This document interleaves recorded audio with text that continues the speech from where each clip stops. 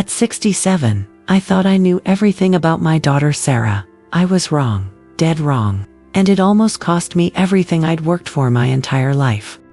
It was a Tuesday morning in October, the kind of crisp fall day that makes you grateful to be alive. I was in my garden, deadheading the last roses of the season, a ritual I'd performed every autumn for 35 years in this house. The morning sun felt warm on my back, and I was humming an old Patsy Cline song when Sarah's voice drifted through the open kitchen window. She'd been living with me for almost 3 months now, ever since her messy divorce from David. At least, that's what she told me. Just until I get back on my feet. Mom, she'd said, tears streaming down her face. I have nowhere else to go. Of course I said yes. What mother wouldn't? Sarah was my only child, my baby girl. Even at 42, I'd raised her alone after her father died when she was 12, working double shifts at the school district to keep us afloat. We'd always been close. Or so I thought. Mom's practically sitting on a gold mine. Kevin, Sarah's voice carried clearly through the window. I froze, my pruning shears halfway to a wilted bloom. Kevin was her brother-in-law, David's younger brother. Why was she talking to him? The house alone is worth at least $500,000, maybe more in this market. Plus Dad's life insurance, she never touched a penny of it. Then there's her teacher's pension, her 401k, and God knows what else she's got stashed away in that old safety deposit box. My hands started shaking. Not from HMI, hands were steady as a surgeon's when they needed to be, but from the cold realization that my daughter was discussing my finances like I was already dead. Look, she's 67, not 97, but she's definitely starting to slip, you know? Sarah continued, and I could hear her pacing around my kitchen, probably helping herself to my coffee and my homemade banana bread. Yesterday she couldn't remember where she put her reading glasses. Last week she forgot she'd already watered the plants and did it twice. Classic early signs. I touched the reading glasses hanging from the chain around my neck, exactly where I always kept them, and those plants. I'd watered them twice on purpose, because it had been an unusually hot week. But apparently, my careful attention to my garden was now evidence of mental decline. I'm telling you, Kevin, if we don't act fast, she might give it all away to some charity. You know how these old church ladies get all sentimental about leaving a legacy and helping the less fortunate. She's already mentioned something about updating her will to include the animal shelter. The animal shelter comment hit me like a slap. I had mentioned putting them in my will, not instead of Sarah, but in addition to her. I'd volunteered there for 15 years, and those dogs and cats meant something to me. Apparently, that made me a senile old fool. The memory care place I looked at is perfect, Sarah continued. Sunset Manor, about an hour away. Clean, affordable, and here's the best part, they handle all the residents' finances. Complete financial management. She'll never even know if we redirect some of her assets. I dropped my pruning shears. They clattered against the stone pathway I'd laid myself 10 years ago, stone by stone, during the summer after I retired. The sound echoed off the house, but Sarah didn't seem to notice. She was too busy plotting my future. Trust me, once I get power of attorney, we can finally make some real moves.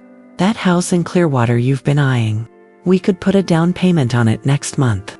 Mom will be taken care of, and we'll finally have the life we deserve. The life they deserve. Built on my back, and bankrolled by my supposed incompetence, I stood there in my garden, surrounded by the roses I'd planted and tended for decades, listening to my daughter plan to steal my life away. And for the first time since her father died 29 years ago, I felt truly, utterly alone. But alone, I was learning, could also mean free. I spent the rest of that morning in what my late husband would have called teacher mode, methodical, analytical, and thorough. If Sarah thought she was dealing with a confused old woman, she was about to get a very rude awakening.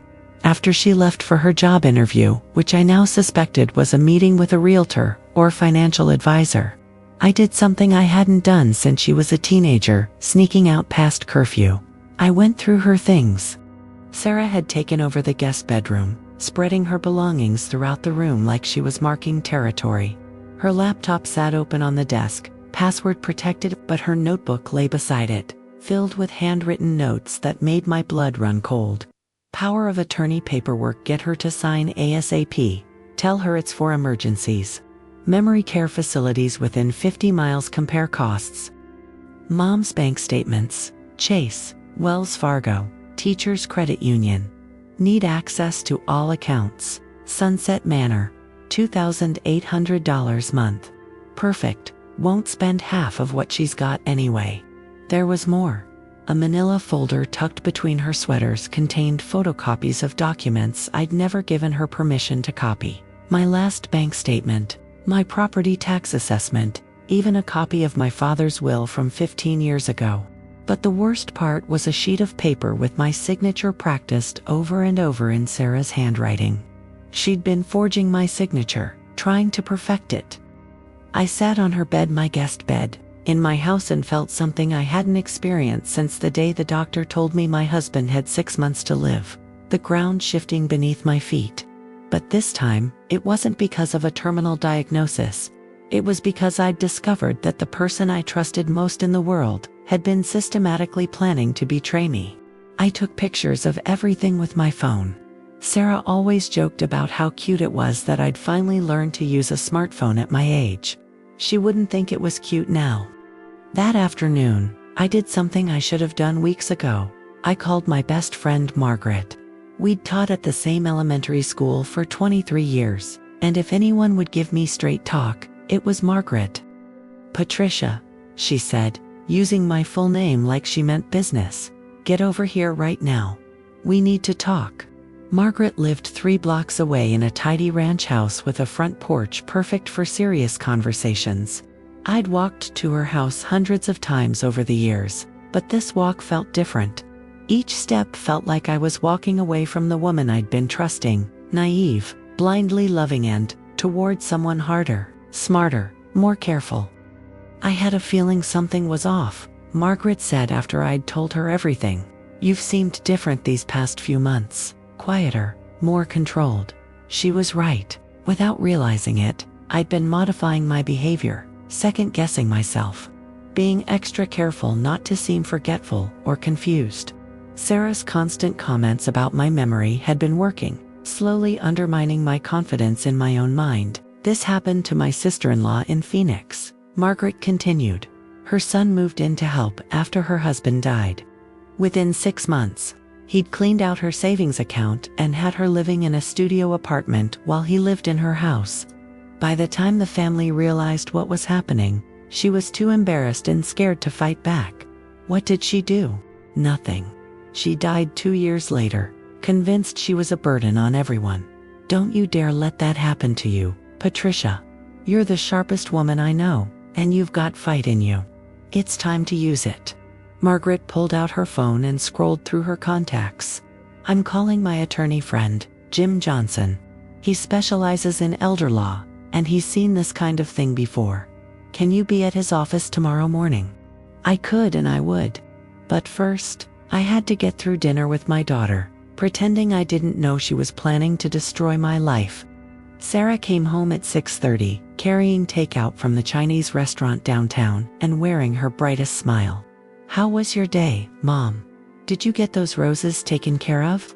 Oh yes, dear, I said, accepting the container of sweet and sour chicken she handed me. Just lovely out there. Though I did have a bit of confusion with the pruning shears, took me a while to remember where I'd put them. I watched her face carefully. There it was, a flash of satisfaction, quickly hidden. She was cataloging my supposed confusion, adding it to her mental file of evidence that I was losing my mind. That's okay, Mom. We all have those moments. Actually, that reminds me, I've been thinking we should maybe organize your important papers, you know, just in case something happens. I found some forms online that might help. She disappeared into her room and returned with a manila folder, different one from the one I'd found earlier. This one was neat, professional looking, filled with official documents. These are just some legal forms, she said, spreading them across my dining room table like she was dealing cards. Power of attorney papers. Mostly, they would let me help you with your banking and medical decisions if you ever need it. It's really just a precaution. I put on my reading glasses and pretended to study the documents. In reality, I was studying my daughter. When had she become such a good liar? When had her eyes learned to look so sincere, while her hands were reaching for my throat? This seems very complicated, I said. What exactly would this let you do? Oh, just the boring stuff. Pay bills, talk to your doctors, handle bank business if you're not feeling up to it. Really, Mom? It's for your protection. What if you had a fall and couldn't manage things for a while? Protection. The word tasted like poison in the air between us. You know what, Sarah? I think I'd like to have a lawyer look at these first, just to make sure I understand what I'm signing. Her smile flickered like a candle in the wind. Mom, that's not really necessary. I mean, these are standard forms. And I'm your daughter, don't you trust me? That question hung between us like a loaded gun. Heavy, dangerous, impossible to ignore. Of course I trust you, sweetheart, I said, and watched her shoulders relax. That's exactly why I want to make sure I do this right. I want to be sure I'm protecting both of us. But what I was really thinking was, trust is earned, not inherited. And you've been spending mine like it was pocket change. Attorney Jim Johnson's office was in a converted Victorian house downtown, all polished wood and leather-bound books. He was younger than I'd expected, maybe 55, with kind eyes and the sort of careful, deliberate way of speaking that comes from years of delivering difficult news. Mrs. Henderson, he said after I'd explained my situation, I need to ask you some direct questions, and I want you to answer honestly. Do you feel like you need help managing your daily affairs? Not at all, I replied. I balance my own checkbook, have for 47 years. I pay my bills online now, which I learned to do during the pandemic. I manage my own medications. I drive myself to appointments. And yesterday I successfully argued with my insurance company about a claim they tried to deny. 1, $123. 2. He smiled. That's what I thought. Now, let me ask you this. Do you want your daughter to have power of attorney over your affairs? Absolutely not. Good. Because these papers she wants you to sign, they would give her complete control over your finances, your medical decisions, even where you live. She could move you to a care facility against your will, sell your house, drain your bank accounts, and you'd have no legal recourse to stop her. My stomach dropped. That can't be legal. It's completely legal if you sign these papers voluntarily. That's the trap, Mrs. Henderson.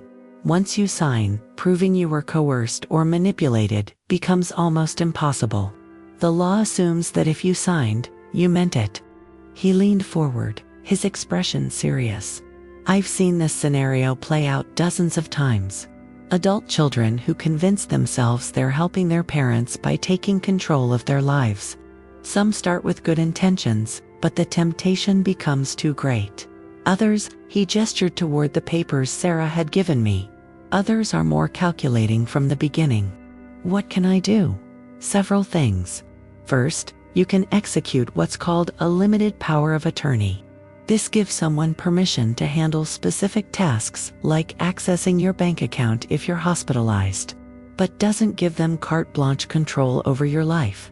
And second, we can put some protective measures in place. I can draft documents that specifically revoke any power of attorney. You might sign in the future unless it's witnessed by 2 independent parties and approved by a judge. It's like a safety net for your future self. I left his office with more than legal advice. I left with a plan and something I hadn't had in months: hope. That evening, Sarah was waiting for me in the living room. The power of attorney papers spread out on the coffee table like a trap, ready to spring. So, Mom, what did the lawyer say about the forms? I sat down in my favorite chair, the blue velvet recliner, that had been mine for 30 years, and looked at my daughter, really looked at her. When had her smile become so calculating? When had her hugs started feeling like measurements? He said they were very thorough. I replied truthfully. Great. So we can get them signed and notarized tonight. I found a mobile notary who can come to the house. A mobile notary. She'd already arranged for someone to witness my signature, to make it all official and legal and binding. Actually, Sarah, I've decided I don't need power of attorney papers right now. I'm perfectly capable of handling my own affairs. The mask slipped. Just for a second, but I saw it. The flash of anger, the tightening around her eyes, the way her hands clenched into fists before she caught herself and forced them to relax. Mom, you're being ridiculous. What if something happens? What if you have another fall like last year? I slipped on ice getting out of my car. Sarah, I bruised my hip. I didn't have a stroke. But what if you do? What if you get dementia like Grandma did? What if you can't make decisions for yourself? And there it was. The fear she'd been carefully cultivating in my mind for months. The seed of doubt she'd been watering every time she pointed out a confusion or a memory lapse.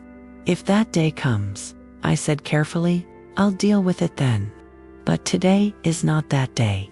And if it ever is that day, I've made arrangements with Attorney Johnson to ensure my interests are protected. Sarah's composure cracked like ice under pressure. You went to a lawyer. Behind my back. I didn't go behind your back, Sarah. I went to protect my front. Silence. Long, heavy, dangerous silence. I can't believe you don't trust me, she whispered. And for a moment she looked like the little girl who used to crawl into my bed during thunderstorms. I'm your daughter. I love you. I'm just trying to help. Are you? The question hung in the air like smoke from a house fire. I can't believe you just asked me that, she said, but her voice had an edge now, sharp and cutting. I can't believe I had to. What happened next will stay with me for the rest of my life. Sarah didn't storm out.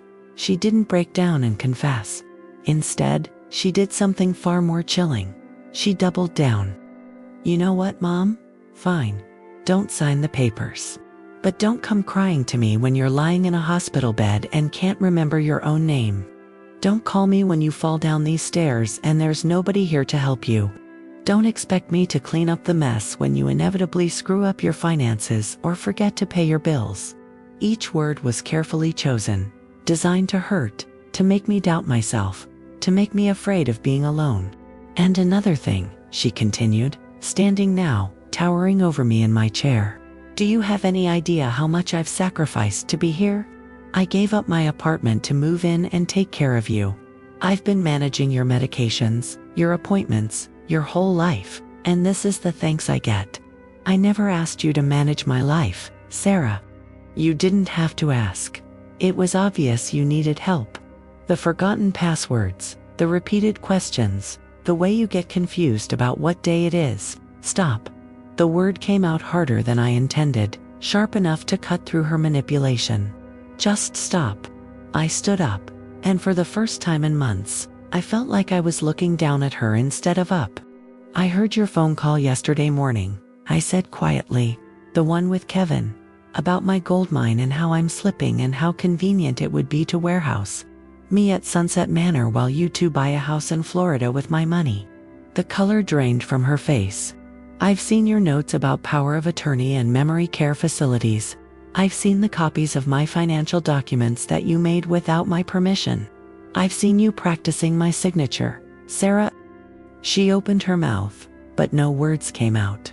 So don't you dare stand in my house and tell me you've been sacrificing to take care of me.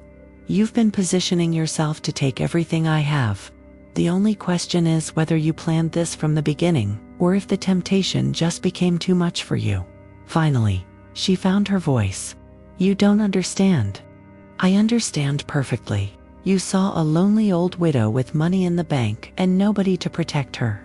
You moved in, isolated me from my friends, made me doubt my own mind, and started laying the groundwork to steal my life away. The only thing you didn't count on was that I'm not as helpless as you needed me to be. Sarah's face went through a series of expressions: shock, anger, guilt, and finally, something cold and calculating that I'd never seen before. Fine, she said. You want to play hardball? Let's play hardball.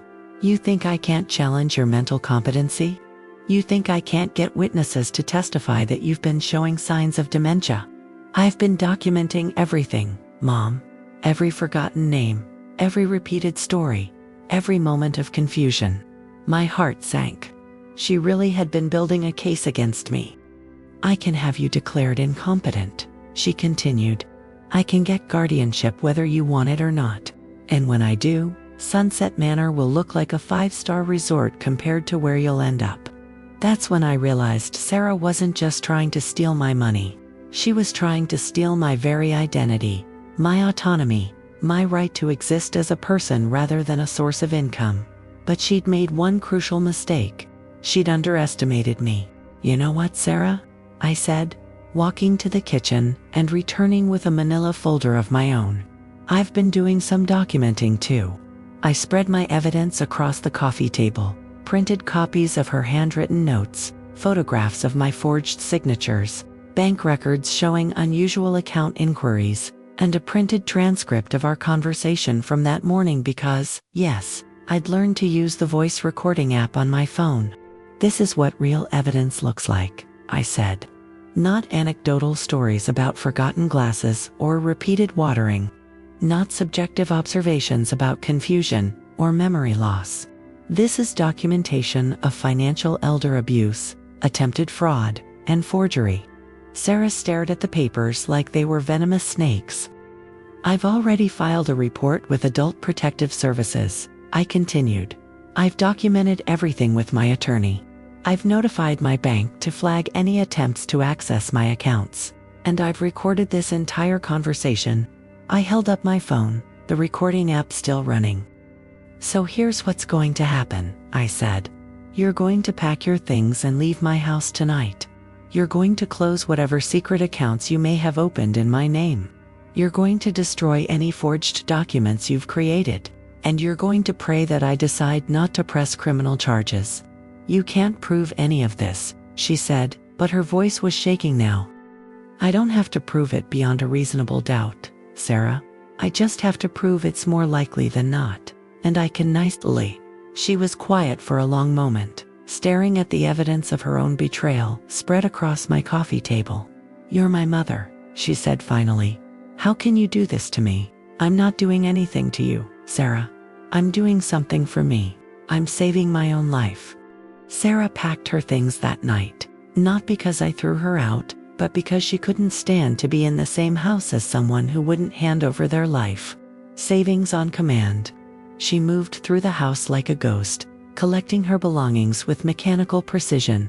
I watched from the kitchen, drinking chamomile tea and marveling at how quickly 35 years of love could turn into polite, cold logistics. You'll regret this, Mom, she said, standing in my doorway with her suitcases. When you're alone and something happens, don't come crying to me. I won't, I promised, and I meant it. You think you're so smart, but you're just a scared old woman who's going to die alone in this house. Maybe, I said, but it will be my choice to be here, in my house, with my money, making my own decisions right up until the end. And if that's not victory, it's close enough. After she left, I walked through my house, really walked through it for the first time in months. I touched the walls, straightened the pictures, watered my plants once, deliberately, and sat in every chair I owned. My house, my things, my life. I called Margaret. How did it go? She asked. I'm still in my own house, making my own decisions, with my own money in my own bank account. I said, I'd say it went perfectly. The next few weeks were like recovering from a long illness. I had to relearn how to trust my own mind, to believe in my own perceptions, to stop second-guessing every decision I made. I rejoined my bridge club, the one Sarah had convinced me I was too tired for. I started volunteering at the animal shelter again, the one Sarah had called a waste of time. I reconnected with friends I'd lost touch with during Sarah's residency. Most importantly, I started living for myself again, instead of managing myself for someone else's approval. The investigation into Sarah's activities moved slowly but steadily. Adult Protective Services took my complaint seriously, especially with the documentation I'd provided. The bank flagged several suspicious inquiries into my accounts, all traced back to Sarah's phone and computer. She'd been more thorough than I'd realized. She'd researched memory care facilities, contacted financial advisors about managing my mother's assets, and even spoken to a real estate agent about listing my house. She'd built an entire alternate reality where I was incompetent and she was my savior. But reality has a way of asserting itself. 3 months after Sarah left, I received a letter from her attorney. She was offering to settle. She would agree to stay away from me and make no further attempts to gain control of my finances in exchange for me dropping the investigation. I called Jim Johnson. "What do you think?" I asked. "I think she's scared," he said. "The evidence against her is pretty damning. If this went to court, she could face serious criminal charges. What would you do?" "That's not my decision to make, Mrs. Henderson. But I will say this. Sometimes the threat of consequences is more powerful than the consequences themselves. She knows you're not helpless anymore. She knows you're watching. That might be protection enough." I agreed to the settlement, but with conditions. Sarah had to undergo counseling for financial abuse. She had to write a detailed confession acknowledging what she'd done and why. And she had to agree to supervised visits only if and when I decided I wanted contact with her again. The confession arrived 2 weeks later. 3 pages, handwritten, detailing her plans to gain control of my finances and move me to a care facility.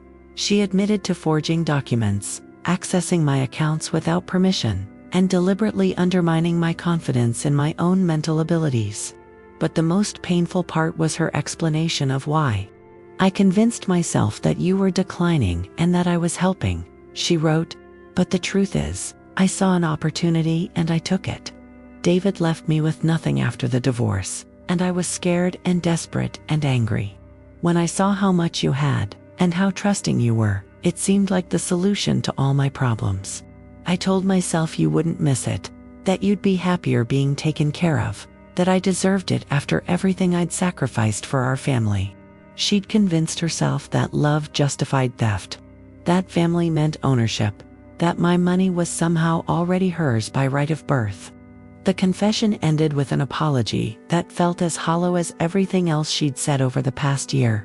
"I'm sorry for hurting you. I hope someday you can forgive me." I read it twice, then put it in my safe. Not because I treasured it, but because it was evidence. Evidence that I'd been right to trust my instincts, right to protect myself, right to choose my own welfare over her feelings. It's been 8 months since Sarah left my house. 8 months of learning to live without looking over my shoulder, without questioning my own judgment, without measuring every word against how it might be used against me later. I've made new friends at the senior center. I've taken up watercolor painting, something I'd always wanted to try, but Sarah had dismissed as impractical. I've traveled to places I'd only dreamed of seeing. A week in Savannah, a cruise to Alaska, a long weekend in New York City to see Broadway shows. Most importantly, I've learned the difference between being alone and being lonely. Sarah's presence in my house hadn't made me less lonely, had made me lonely for myself. For the woman I used to be before I started seeing myself through her calculating eyes. Now, when I wake up in the morning, I don't wonder what version of myself I need to perform that day.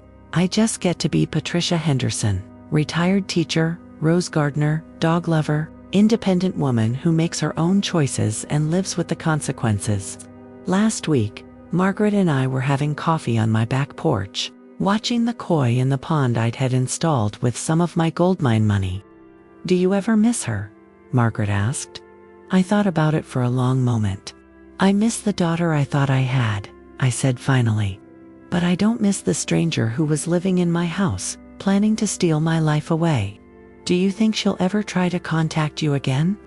"Maybe, but if she does, she'll find someone very different from the woman she left behind. Someone who knows the difference between love and possession, between help and control, between family and ownership." I sipped my coffee and watched the late afternoon sun turn my garden into something magical. "You know what the strangest part is?" I said.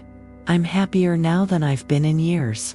She thought she was taking everything away from me, but she actually gave me something I'd lost, myself." If you're reading this and you recognize yourself in my story, Either as the parent or the child, please know that it's not too late to change course. Financial elder abuse happens in families where there's love as well as families where there isn't. It happens when desperation meets opportunity, when entitlement meets vulnerability, when people convince themselves that the ends justify the means. But it doesn't have to happen to you. If you're a senior, trust your instincts. If something feels wrong, it probably is. If someone is pushing you to sign documents you don't understand, don't sign them. If someone is isolating you from friends and activities, resist. If someone is making you doubt your own mind, get a second opinion, preferably from someone who has nothing to gain from your confusion. If you're an adult child, examine your motivations honestly. Are you helping your parent, or are you helping yourself? Are you protecting their interests, or are you protecting your inheritance? Are you respecting their autonomy, or are you gradually taking it away? The hardest lesson I learned from this experience is that love isn't always enough. Sometimes love gets twisted into something else: control, possession, entitlement. Sometimes the people who claim to love us the most are the ones who hurt us the deepest. But I also learned that it's never too late to save yourself. It's never too late to reclaim your power, your voice, your life. It's never too late to choose yourself over someone else's expectations. At 67, I finally learned to put my own oxygen mask on first. And for the first time in years, I can breathe freely. My name is Patricia Henderson. I'm 67 years old. I live alone in my own house. I make my own decisions. And I sleep peacefully at night, knowing that no one can take that away from me again. That's my victory. That's my happily ever after. And that's enough.